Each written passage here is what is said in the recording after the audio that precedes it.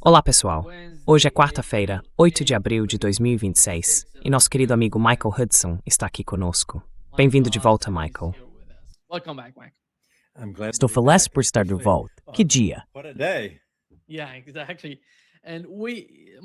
Sim, exatamente. E nós, Michael, tivemos o cessar-fogo ontem, tarde da noite. E hoje soubemos que esses ataques estão acontecendo repetidamente. Israel atacou o Líbano mais de 100 vezes. Também houve alguns ataques no Irã, algum tipo de bombardeio. Irã, Emirados Árabes Unidos e Kuwait juntos. Parece que o cessar-fogo está começando a se abalar. Mas afinal, o que ouvimos da secretária de imprensa da Casa Branca, Caroline Leavitt, é que eles vão se reunir no sábado. J.D. Vance, Steve Witkoff e Kushner. J.D. Vance, together with Steve Witkoff and Kushner, they're going to meet with the Iranian counterparts. Eles vão se reunir com seus homólogos iranianos para discutir o cessar-fogo. Um cessar-fogo de 2 semanas. Até agora, o cessar-fogo está instável. Mas a questão principal é o que está acontecendo. Por que os Estados Unidos decidiram buscar algum tipo de cessar-fogo? Está basicamente relacionado à realidade da guerra, à realidade nos campos de batalha. Mas sabemos que o Irã tem agora algo importante que não tinha antes, o Estreito de Hormuz. Eles o chamam de uma bomba nuclear para o Irã. Qual é a sua compreensão sobre isso? E qual é a importância do Estreito de Hormuz? E como você vê a situação atual da guerra?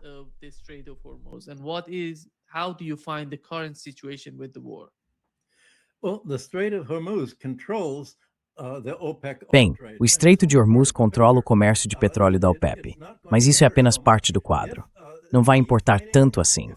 Se Donald Trump tivesse cumprido suas ameaças de explodir todas as pontes do Irã e todas as usinas de energia, o que levaria um século para ser reconstruído, então o Irã teria eliminado toda a capacidade de exportação de petróleo dos países árabes da OPEP, da Arábia Saudita aos Emirados. Isso teria deixado o mundo sem petróleo para exportar. Mas não, eu não acho que mesmo que haja violações do cessar-fogo, e Israel vai fazer tudo o que puder para romper o acordo, ele vai parar de atacar.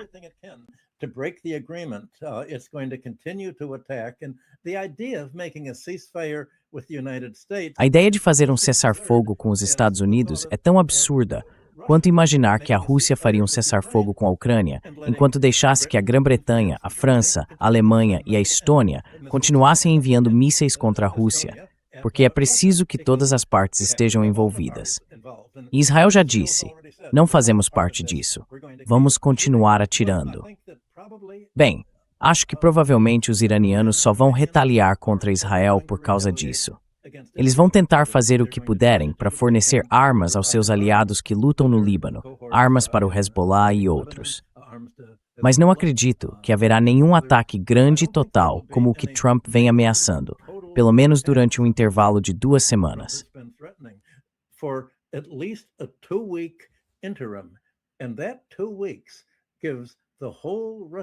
E essas 2 semanas dão ao resto do mundo a chance de criar uma alternativa.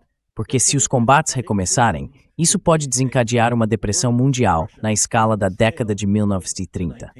Essa depressão viria da interrupção de 20% do comércio de petróleo e, acredito, de 30% a 40% do comércio de gás, junto com grande parte dos fertilizantes, amônia e enxofre necessários.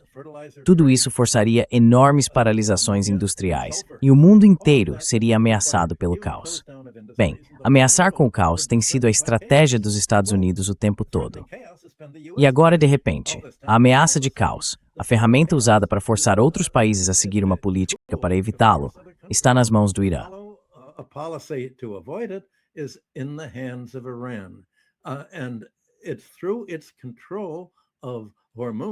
É por meio do controle dos hormônios e dos meios de exportar o petróleo e o gás da OPEP, que ainda estão em produção, que isso continua.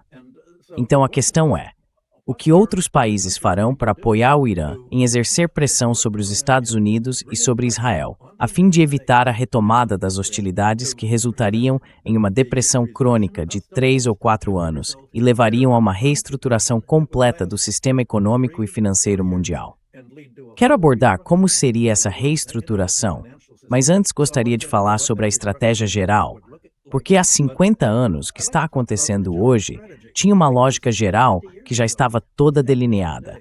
There was a general logic for it that was all spelled out, and it was spelled out at where I happened to be working. Tudo estava claramente explicado no lugar onde eu trabalhava, o Instituto Hudson. A estratégia que o Irã está seguindo agora é muito semelhante ao que se discutia naquela época como uma forma de evitar o caos mundial nos anos 1960, o que naquele tempo significava guerra atômica. A questão era, como o mundo pode evitar o caos de ser destruído por uma explosão?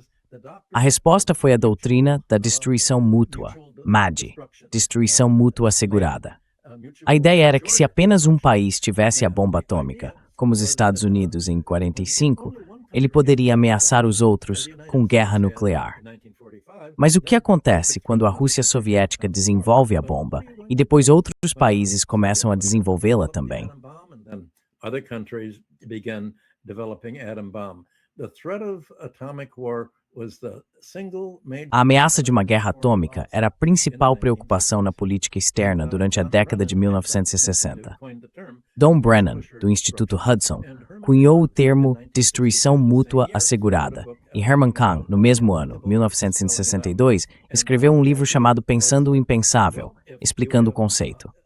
A ideia era que se outros países não apenas possuíssem a bomba atômica, mas também mantivessem paridade militar, com a capacidade de aprimorar sua tecnologia de armamentos em ritmo semelhante, então todas as grandes potências teriam medo de usar a bomba, pois seus oponentes poderiam revidar e ambos os lados seriam destruídos.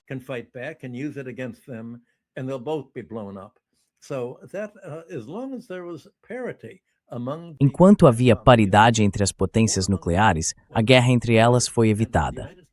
Os Estados Unidos, é claro, continuaram travando suas próprias guerras, do Sudeste Asiático à América Latina e à África, mas essas não eram guerras mundiais, nem guerras atômicas. A ideia central era que os países compreendessem que se escalassem qualquer tipo de conflito, sua própria existência estaria ameaçada, indo além de suas economias. Bem, é essa a situação em que estamos hoje. O que estava em risco na década de 1960 era o chamado inverno atômico. Em outras palavras, se houvesse uma guerra nuclear, o mundo inteiro entraria essencialmente em um inverno. A produção pararia, a agricultura pararia, o comércio pararia. O que está ameaçado hoje é um inverno financeiro.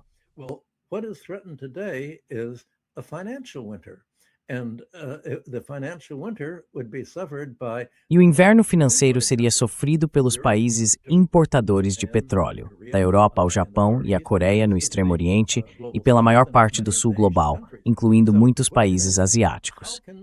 Então a questão é, como esse inverno financeiro pode ser evitado?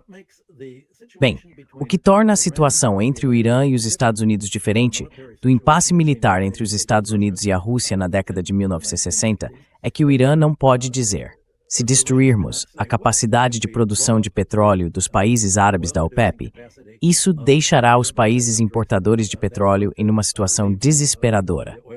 Os Estados Unidos já haviam pensado nas consequências disso, e Donald Trump se gabou dizendo: bem, claro, o Irã pode muito bem fazer tudo isso.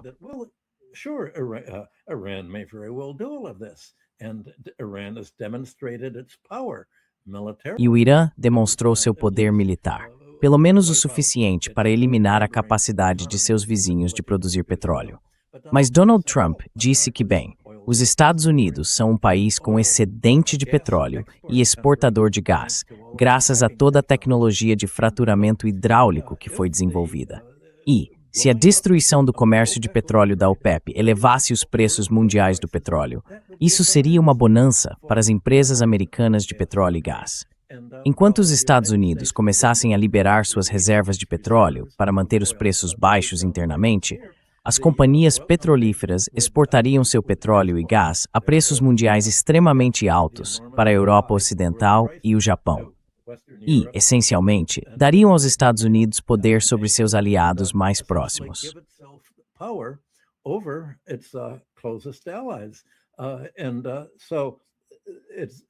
E, portanto, cabe a esses aliados decidir: bem, não podemos nos dar ao luxo de um confronto entre os Estados Unidos e o Irã, o que destruiria nossa economia. Você pode conversar comigo mais tarde sobre como isso também destruiria financeiramente a economia dos Estados Unidos. Mas, por ora, a crise mais imediata seria nos países que precisam de petróleo para movimentar suas fábricas, aquecer e iluminar suas casas e prédios comerciais, produzir fertilizantes e abastecer seus trens e sistemas de transporte. Tudo isso. Pois bem, fazer essa ameaça de destruir o acesso de outros países ao petróleo tem sido o centro da política externa dos Estados Unidos nos últimos 50 anos, como você e eu discutimos em transmissões anteriores. E agora essa ameaça está nas mãos do Irã.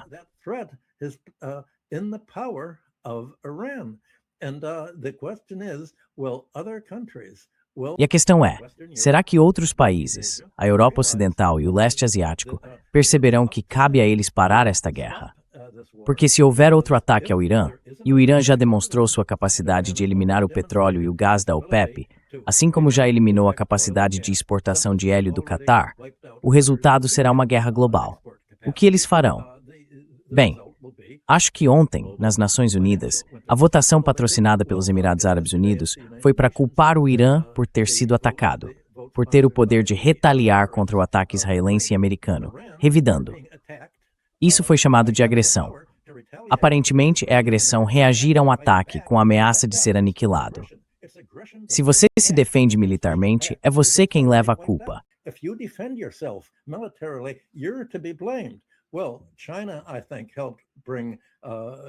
Bem, a China, eu acho, ajudou a trazer um pouco de bom senso à discussão, ao bloquear aquela ação de ser aprovada pelo Conselho de Segurança e votada nos Estados Unidos. Mas isso mostra o quão totalmente insana é a oposição dos Estados Unidos em relação ao resto do mundo.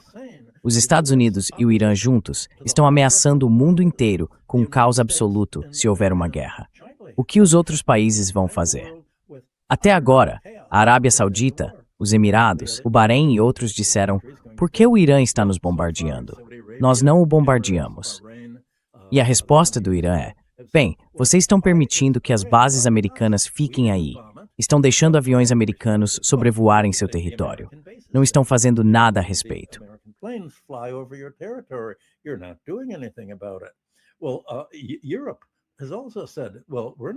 Bem, a Europa também disse: nós não estamos participando. Por que vocês estão nos fazendo sofrer? Nós não entramos na guerra.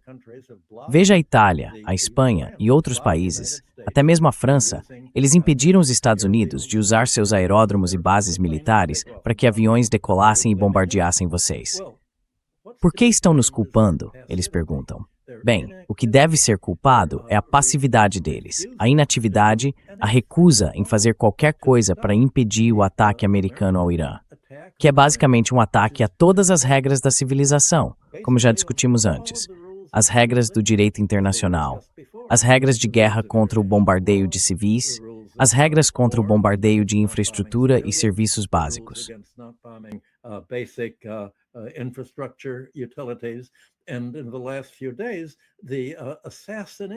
Nos últimos dias, houve o assassinato de professores e a destruição física de universidades. Para fazer o que Israel disse, devemos destruir a cultura. Deus nos ordenou tratar o Irã como Amaleque. Eles são nosso inimigo existencial. Onde estão os outros países se movendo para acusar Donald Trump e Hegseth de serem criminosos de guerra, de apresentar acusações contra eles para impedi-los e ao restante de sua equipe de viajar? É como se todo o resto do mundo estivesse paralisado e incapaz de realmente lidar com isso. É muito difícil perceber se o mundo sequer entende isso. Na última semana, fiquei surpreso que os mercados de ações nos Estados Unidos, na Europa e até na Ásia mal tenham caído diante dessa ameaça de depressão mundial. Talvez apenas 1% no máximo, apenas pequenas oscilações, quase nada.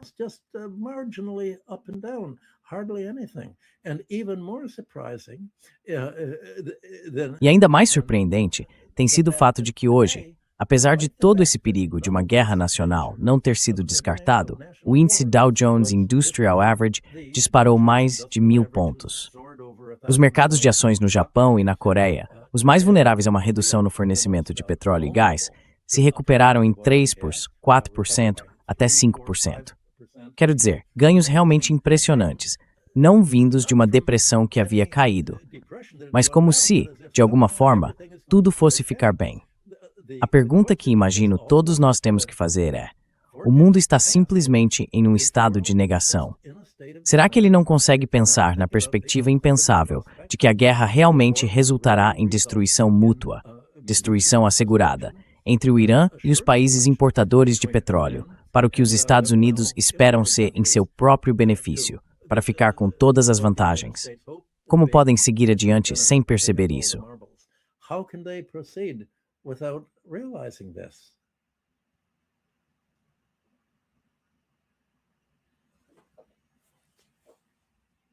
Yeah. When it comes to the Strait of Hormuz, one of the main Sim, questions right now quando se would trata be disso, what would uma das be principais the questões agora é: key countries? qual será o futuro Talking dos about países Saudi do CCG? Arabia, Qatar, Arábia UAE, Saudita, Catar, Emirados Árabes Unidos, Bahrein, Bahrein, todos eles. all these Observando o countries, que está acontecendo, será que eles conseguem sobreviver a essa situação de hostilidade contra o Irã? the situation- De alguma the forma, situation of eles querem hostility enfrentar o against Irã. Iran, and this Hoje is vimos os somehow Emirados they Árabes want to Unidos fight tentando Iran. They atacar want alguns to- alvos no Irã. UAE Esse é o is futuro trying que eles to estão strike some buscando. targets Mas in será que Iran. conseguem This is sobreviver the à situação future que that they're estão a si looking mesmos? for, but can they survive the situation that they're making for themselves? No, I don't think they can survive. They were Não, não acho que eles possam sobreviver. Esses sheikados, esses pequenos sheikados familiares, foram criados logo após a Segunda Guerra Mundial, com o Kuwait um pouco depois, com a intenção de dividir e conquistar todos os países árabes. A maioria deles são pequenas ditaduras familiares, e acho que cerca de 88% da população nos Emirados e no Bahrein é composta por trabalhadores imigrantes que vivem lá. A Arábia Saudita é realmente o único país árabe na OPEP, acho que junto com o Catar, que tem uma população nativa saudita e catariana relativamente grande. Saudi and Qatari population. The others are Jordan. Os outros, como a Jordânia, são povoados em grande parte por palestinos e cada vez mais por imigrantes indianos que trabalham em condições quase feudais, próximas da escravidão. Os imigrantes têm seus passaportes confiscados. Não há tribunais para eles e são regularmente maltratados. Esses são países atrasados em seu tratamento aos imigrantes. Essencialmente, são um legado de toda a época do colonialismo ocidental, do Oriente Médio à África e à Ásia. E não apenas deveriam ser substituídos, mas o Irã faz o seguinte ponto. Mesmo que você se livre das bases militares americanas, como temos insistido, o problema é que suas economias estão inextricavelmente ligadas em uma relação simbiótica com os Estados Unidos. In a symbiotic relationship with the United States. For instance, American artificial intelligence Por exemplo, empresas americanas de inteligência artificial, companhias de tecnologia como Google, Amazon e outras, construíram enormes centros de processamento de dados no Bahrein, nos Emirados e em outros países para ter acesso à energia. Será muito, muito difícil para essas empresas obter energia suficiente nos Estados Unidos, dada a incapacidade do país de criar usinas elétricas com rapidez suficiente para sustentar o processamento de dados de que precisarão. As chamadas ações das Sete Magníficas, todas as empresas de tecnologia da informação, internet e chips de computador, não podem continuar subindo sem alguma fonte confiável de energia, provavelmente fora dos Estados Unidos.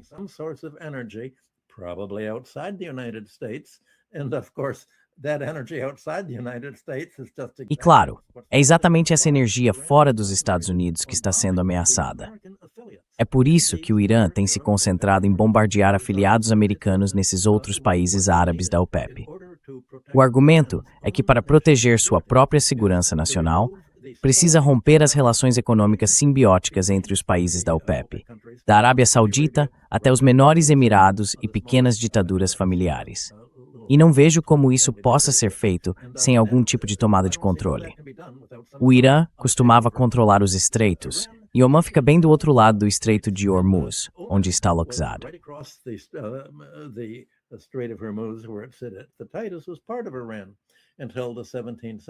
O território fez parte do Irã até o século XVII. A Companhia Britânica das Índias Orientais tomou Omã e o separou porque queria controlar a rota marítima de comércio com a Índia, que era a chave para a prosperidade britânica naquela região. O Irã quer reverter esse legado do colonialismo e impedir o colonialismo financeiro e econômico que tornou os outros estados da OPEP basicamente ocidentais. É por isso que esses países se uniram aos Estados Unidos para atacar o Irã e tentar aprovar uma resolução das Nações Unidas culpando o Irã pela guerra, por se defender.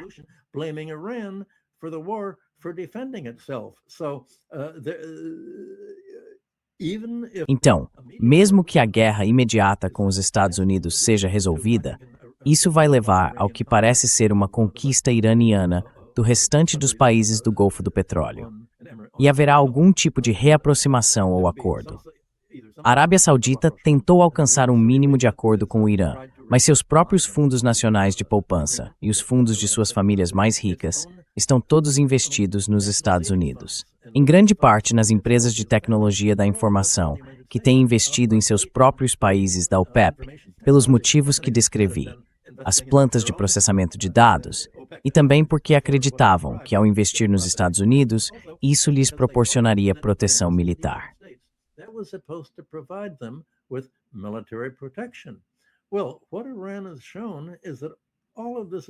Bem, o que o Irã mostrou é que tudo isso é uma ficção. Toda a ideia de que Israel se protegia com o Domo de Ferro acabou.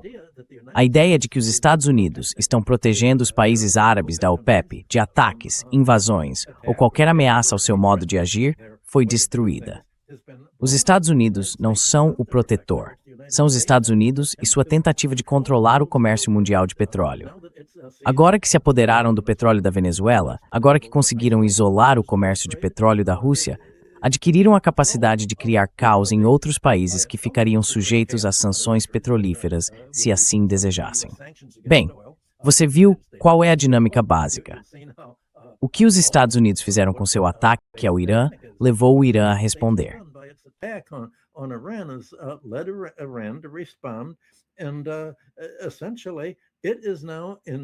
E, essencialmente, agora está exatamente na posição em que os Estados Unidos esperavam estar.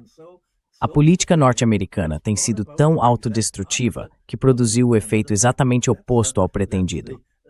É isso que acontece quando se subestima o fato de que, se você tentar dominar outros países, eles vão reagir. Outros países não são estúpidos e não têm um complexo militar industrial privado e corrupto produzindo armas que não funcionam. Seus governos, como os da Rússia e da China, realmente criaram armas que funcionam. E isso deixou os Estados Unidos, pelo menos uma década atrás, em tecnologia de mísseis, tecnologia aérea e outras tecnologias militares de que precisam.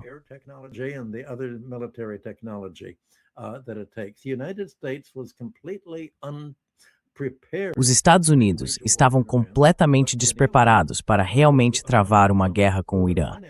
Mas os neoconservadores em torno de Trump, que financiaram sua campanha política e apoiaram sua nomeação de um gabinete pessoalmente leal a ele e que não o questiona, se isolaram de qualquer tipo de retorno realista que lhes permitisse fazer uma avaliação sólida dos efeitos que essa guerra teria. Eles deixaram de considerar todas as dinâmicas comerciais, financeiras e militares em jogo. Houve uma espécie de visão limitada na política dos Estados Unidos. E agora é possível ver o gênio dos estrategistas iranianos, que observam o quadro geral e entendem o que precisam fazer para se defender.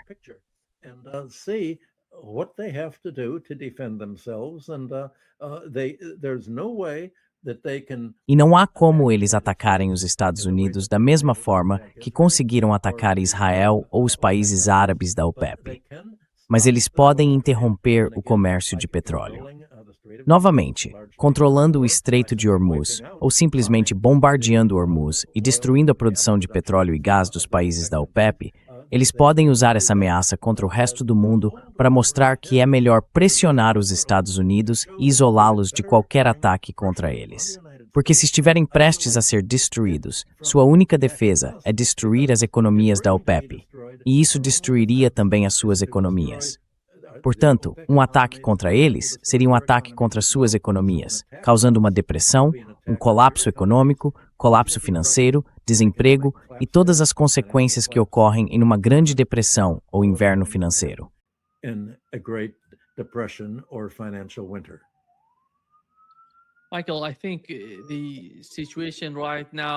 Michael, acho que a situação atual no Estreito de Hormuz é que o Irã, por tanto tempo após a Revolução, esteve sob sanções dos Estados Unidos. Basicamente, todo o Ocidente impôs sanções ao Irã. E até hoje, eles ainda estão sob essas sanções. Mas sob esse regime, eles não podiam vender seu petróleo, nem comercializar livremente pelo Estreito de Hormuz. O estreito estava aberto para eles, mas as sanções impediram que sua economia prosperasse. Então, essa é a nova estratégia por parte do Irã. Se vocês nos atingirem com sanções, nós atingiremos vocês com o Estreito de Hormuz. Mas como isso vai ajudar o Irã a longo prazo? How is that going to help Iran in a long run? Well, Bem, isso foi explicado, eu acho, na resposta do Irã às ações de Trump ontem. O Irã listou as condições que queria, e uma das condições em que insistiu foi a de reparações pelo ataque que destruiu grande parte de sua indústria, sua produção de petróleo, sua capacidade de refino. Não preciso citar toda a lista, suas escolas e assim por diante. O fato é, como você conseguiria passar por todo o processo judicial para obter reparações? Isso exigiria uma comissão do tipo Nuremberg e levaria anos para ser aplicada. Então o Irã tem apenas uma maneira de obter restituição para reconstruir sua economia, que é impor uma taxa de trânsito sobre o tráfego pelo Estreito de Hormuz, assim como o Canal do Panamá cobra uma taxa de trânsito e o Canal de Suez também cobra. Bem, os Estados Unidos disseram, o Canal do Panamá custou dinheiro para ser escavado. The Panama Canal cost money to dig. That's man-made. So was the Suez Canal. That's all. Sabe, isso é feito pelo homem, assim como o Canal de Suez. Ambos são feitos pelo homem, mas isso foi há mais de um século. E não faz diferença se é feito pelo homem ou não.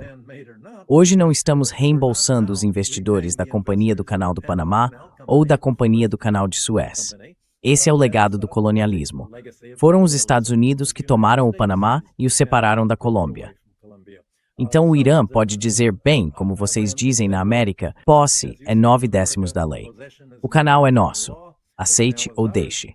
E o Irã está em posição de impor seu controle sobre o canal. Não há nada que os Estados Unidos possam fazer. Então, quando Trump diz que o Irã deve abrir o canal, os estreitos, o Irã pode responder que, bem, já estamos fazendo isso o tempo todo.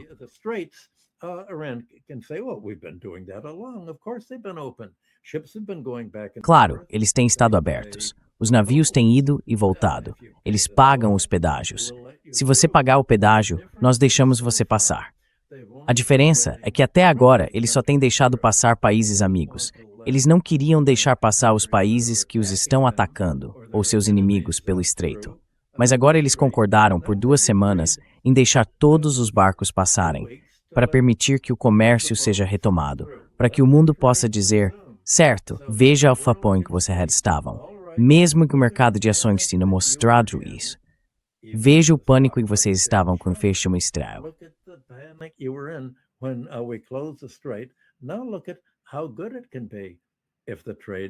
Agora veja como isso pode ser bom. Se o comércio for retomado, vamos deixar passar os navios sauditas, os navios dos Emirados. Vamos deixar todo mundo passar. Eles vão pagar o valor devido. Aquela taxa de $2 milhões era cobrada apenas dos superpetroleiros. Taxas menores serão cobradas dos petroleiros menores. Haverá uma taxa progressiva, como existe no Canal do Panamá e em outros canais.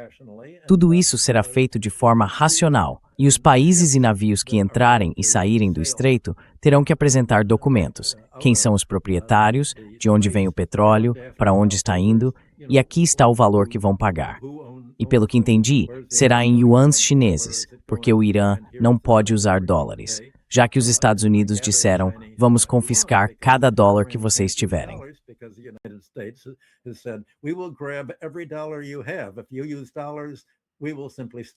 Se você usar dólares, nós simplesmente roubaremos de você.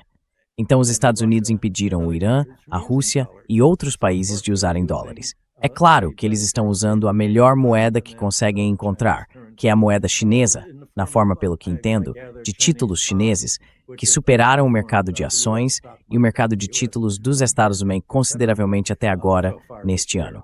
Portanto, tudo isso pode ser organizado. E o Irã, ao fazer isso, estará mostrando ao resto do mundo qual futuro você quer. Você quer uma depressão ou quer um retorno à normalidade? Essa normalidade sob o controle dos Estados Unidos, né? to be under U.S. control. The United States must move all of its military. Os Estados Unidos precisam retirar todas as suas bases militares do Oriente Médio, ou da Ásia Ocidental, como as pessoas agora corretamente chamam. Quero dizer no meio de quê, exatamente? Claro, é a Ásia Ocidental. Não faz mais parte do centro da Europa. O elemento europeu está sendo removido. Bem, a questão novamente é, o que vai acontecer com Israel, que é a maior base militar americana naquela região? Como já ouvi generais americanos dizerem, muitas vezes, lá nos anos 1960, eles viam Israel como o porta-aviões terrestre dos Estados Unidos no Oriente Próximo. O que vai acontecer com Israel?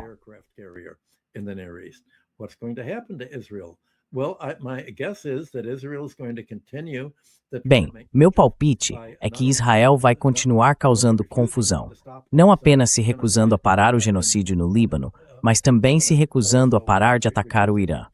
O Irã responderá eliminando o que restar de Israel. Minha expectativa é que haverá uma enorme emigração de Israel. O país terá perdido sua capacidade industrial. Seus portos e o comércio de importação e exportação a partir de Haifa foram em grande parte bombardeados. Acho que a destruição de Israel estará praticamente concluída. E acredito que os israelenses parecem querer se mudar para o Líbano. Há conversas sobre eles se mudarem para a Ucrânia, de todos os lugares, ou voltarem para seus países de origem, de onde emigraram.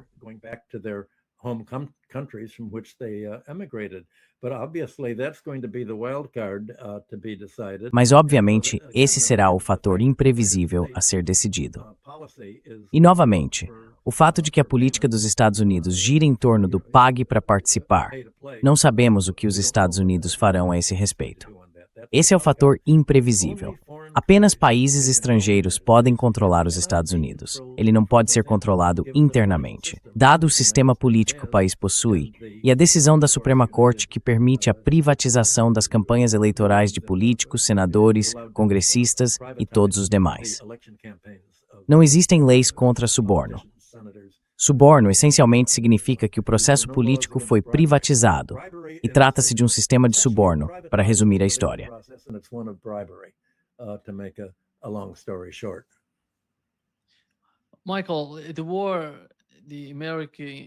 Michael, a guerra americana, a guerra entre os Estados Unidos e Israel contra o Irã, trouxe algo importante à tona.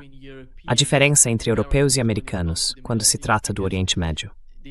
Os Estados Unidos foram usados por Israel como um intermediário nessa guerra. Não sei se você aceita isso ou concorda comigo, mas essa guerra é uma guerra americano-israelense contra o Irã. A Europa, no entanto, decidiu não participar ativamente. Eles tentaram defender Israel, usando seus sistemas de defesa aérea e tudo para protegê-lo. Mas quando se tratou do Estreito de Hormuz, decidiram não partir para o ataque.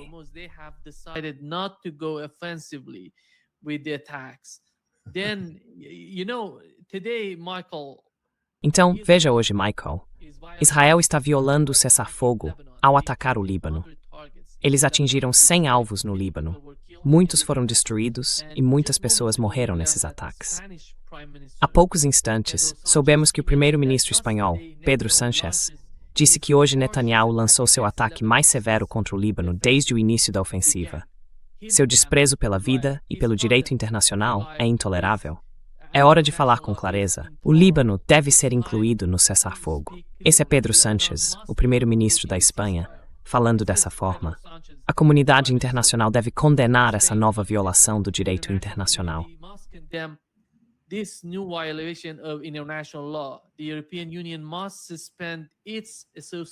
A União Europeia deve suspender seus acordos de associação com Israel e não pode haver impunidade para esses atos criminosos. Veja, isso é algo tão direto, tão óbvio. Pela forma como ele fala sobre Israel, ele está se posicionando contra. Ele sabe quem é o inimigo, na minha opinião, e é por isso que fala dessa maneira. Quem é o inimigo da paz? Não quem é o inimigo da Espanha. Quem é o inimigo da paz, que seria Israel no Oriente Médio? Sua compreensão da Europa e da política europeia, podemos colocar todos juntos? Ou você vê algum tipo de diferença entre os países europeus? Você está levando isso em consideração? Aqui está a questão. Como o direito internacional será aplicado? Lembre-se da declaração de Stalin no final da Segunda Guerra. Remember Stalin's statement at the end of War II, I think at Yalta, when the Pope had. Acho que em Yalta, quando o Papa criticou a política soviética, Stalin disse: bem, quantas tropas o Vaticano tem? Quantas tropas o Papa tem? Pode-se dizer que Trump disse, em essência, quantas tropas as Nações Unidas têm? Trump afirmou: somos imunes ao direito internacional. Fazemos nossas próprias leis. É por isso que nós, nos Estados Unidos, insistimos em ter poder de veto sobre as leis e regras de qualquer organização da qual participemos, das Nações Unidas ao Fundo Monetário Internacional e ao Banco Mundial. E os Estados Unidos, ao apoiar e fornecer todas as armas e ajuda financeira a Israel, permitem que ele se junte aos Estados Unidos em sua imunidade ao direito internacional.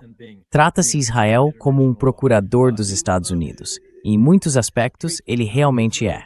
As a proxy of the United States, and in many ways it is, but I think, as I mentioned before, Mas eu acho que, como mencionei antes, em uma ocasião em que eu estava viajando para o exterior, para a Coreia e o Japão, por volta de 1974 ou 1975, com Uzi Arad, que mais tarde se tornou chefe do Mossad e principal assessor econômico de Netanyahu, estávamos em um aeroporto e um general se aproximou dele, deu um tapinha em suas costas e disse: "Você é nossa base terrestre e porta-aviões lá." Os ombros de Uzi se curvaram e dava para ver o quanto ele estava constrangido. Os israelenses têm sua própria agência nisso, e essa agência é tão extrema e se tornou tão baseada na Bíblia que atraiu o apoio de sionistas cristãos americanos, que dizem sim, a Bíblia diz que se tivermos uma guerra, se Trump apenas lutar contra o Irã, usar guerra atômica, deixar Israel usar guerra atômica, Jesus virá e nos salvará a todos, enviando todos os judeus para o inferno e os cristãos para o céu.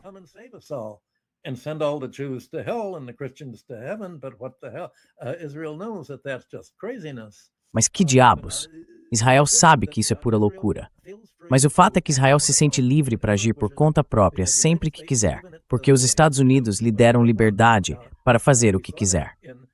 Vimos isso no ataque de Israel ao USS Liberty, atirando no navio, matando oficiais e tripulantes da Marinha Americana, sem qualquer resposta dos Estados Unidos. Então Israel realmente tem a capacidade de agir de forma independente, mesmo ao custo de causar rupturas, e sem que os Estados Unidos realmente reajam, porque depositaram toda a sua esperança em usar o exército israelense como seu exército cliente, junto com os Wahhabitas, o ISIS e os decapitadores da Al-Qaeda na Síria. E o que se pode fazer? É revoltante como o Reino Unido e a Alemanha transformaram em crime se opor ao genocídio em Gaza e na Cisjordânia.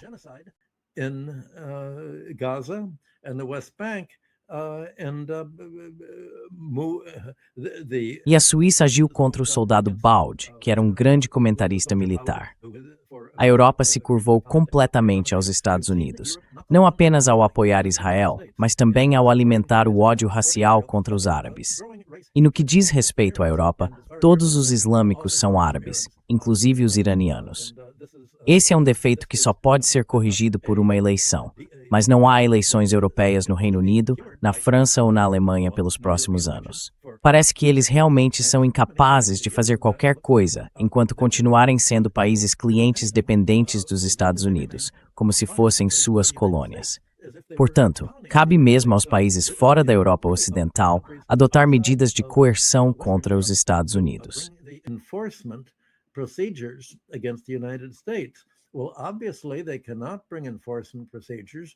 Bem, obviamente, eles não podem aplicar medidas de coerção por meios militares, porque os Estados Unidos voltariam a um cenário de destruição mútua assegurada, uma guerra atômica, se fizessem isso. A única maneira de outros países enfrentarem essa aliança da Europa Ocidental e dos Estados Unidos contra o Irã e contra qualquer outro país fora do controle norte-americano sobre o petróleo e a política global é criar seu próprio conjunto alternativo de instituições. Isso inclui as Nações Unidas e o sistema monetário internacional como um todo. Um diplomata russo, no início desta semana, fez um excelente discurso dizendo que as Nações Unidas em breve terão um novo secretário-geral nomeado.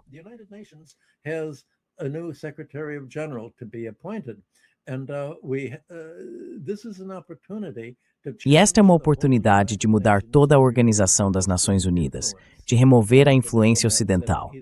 O diplomata disse estar chocado com alguns bajuladores e aliados dos Estados Unidos dizendo: bem, queremos um secretário-geral que continue as maravilhosas reformas de Guterres. E os russos disseram: não precisamos de Guterres. Precisamos de um retorno aos princípios originais das Nações Unidas. Isso só pode ser alcançado reformando a ONU para eliminar o Conselho de Segurança, que permite aos Estados Unidos manter o controle sobre as Nações Unidas e sobre a Autoridade de Energia Atômica subordinada a ela, ou por outros meios, porque todas as instituições da ONU estão sob controle dos Estado.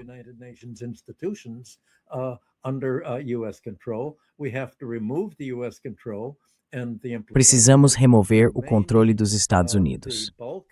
E a implicação é que a maioria dos países membros das Nações Unidas talvez precise se retirar e criar sua própria instituição. Acho que mencionei no programa da semana passada que Guterres disse que as Nações Unidas estão falidas, até julho ou agosto, e terão de abandonar sua sede em Nova York. Bem, se as Nações Unidas estão falidas, novamente, o diplomata russo que falou disse que Guterres não pressionou os Estados Unidos a continuar.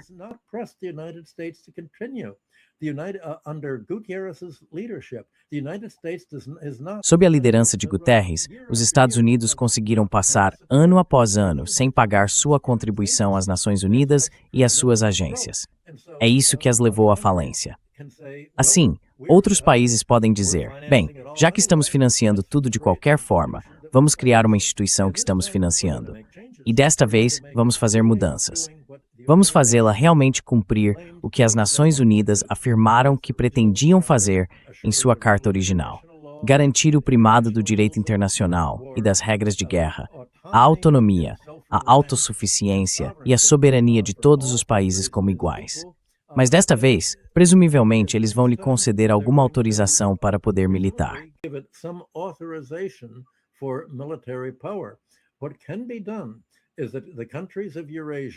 O que pode ser feito é que os países da Eurásia e do Sul Global imponham suas próprias sanções aos proprietários, credores e investidores dos Estados Unidos em seus territórios, dizendo: agora estamos isolando vocês até que se juntem à nossa organização sob as nossas regras.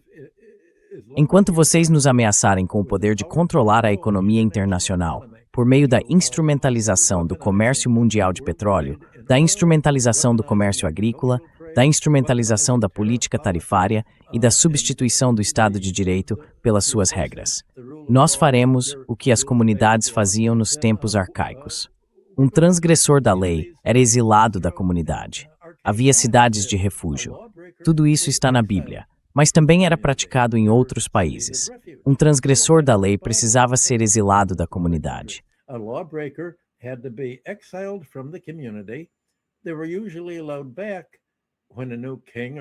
Eles geralmente eram autorizados a voltar.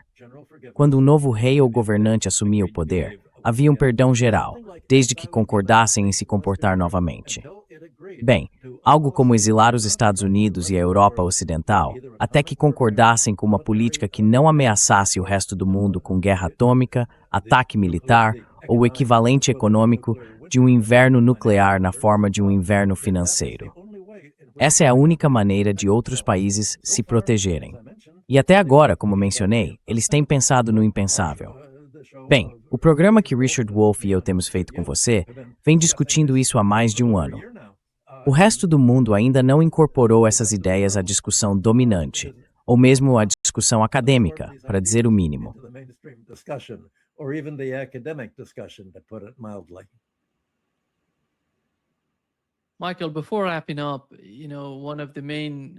Michael, antes de encerrar, um dos principais problemas agora com o cessar-fogo, como mencionado há pouco pelo chefe do parlamento iraniano, é que eles dizem que, sem considerar a situação do Líbano ou de Gaza, não pode haver paz. Não há solução para a guerra que vem ocorrendo entre o Irã e os Estados Unidos. Portanto, é preciso encontrar algum tipo de entendimento sobre toda a região. Não se trata apenas do Irã e dos Estados Unidos. Trata-se de toda a região como um todo. Donald Trump é capaz de fazer esse tipo de acordo.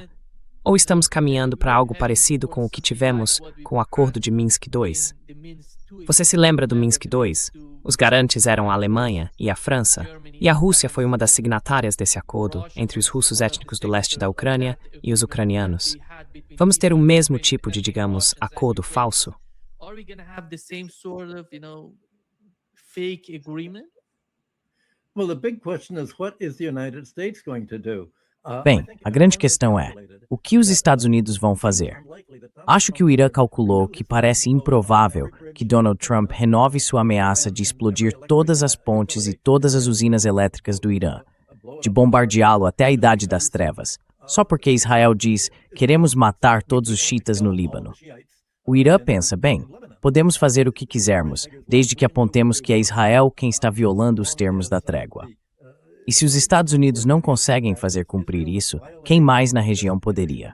O único país com um exército forte o bastante para isso seria um país como a Turquia.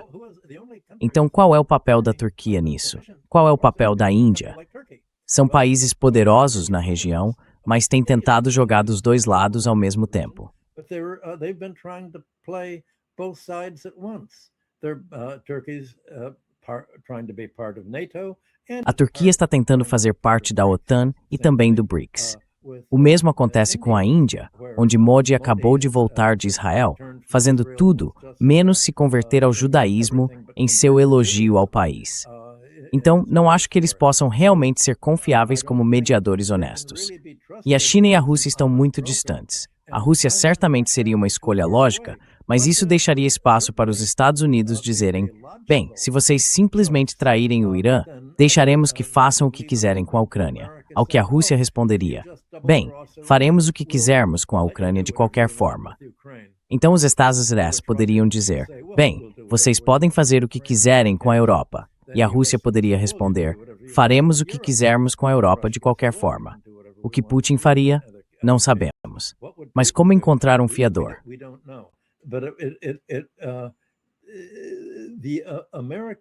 How would you find a guarantor that is immune from US diplomatic threats? Isso está imune às ameaças diplomáticas dos Estados Unidos. Lembra quando a repórter das Nações Unidas considerou Netanyahu culpado de genocídio? Todas as contas bancárias dela foram encerradas e ela foi impedida de viajar para qualquer lugar. E quando o Irã tentou negociar com os Estados Unidos, seus negociadores foram mortos 2 vezes. Então, como você vai encontrar um árbitro ou negociador? Os juízes do Tribunal Internacional têm sido todos alvo de ataques. Suas contas bancárias foram fechadas, seus deslocamentos restringidos. Como você vai se proteger disso? Tem que ser uma aliança maior do que apenas 2 países. Tem que ser uma aliança de nações que tenham capacidade de isolar economicamente e financeiramente a economia dos Estados Unidos, o dólar americano, os investidores estrangeiros dos Estados Unidos em matérias-primas, os banqueiros e detentores de títulos americanos. Todos esses teriam que estar sujeitos ao mesmo tipo de sanções que agora são aplicadas contra outros. Essa é a escala em que qualquer regulamentação teria que ocorrer.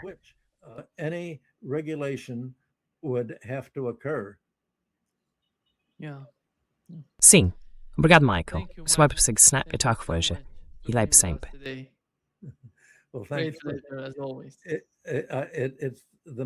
Acho que os últimos 2 dias foram o maior ponto de virada na direção em que o mundo está seguindo. Exatamente.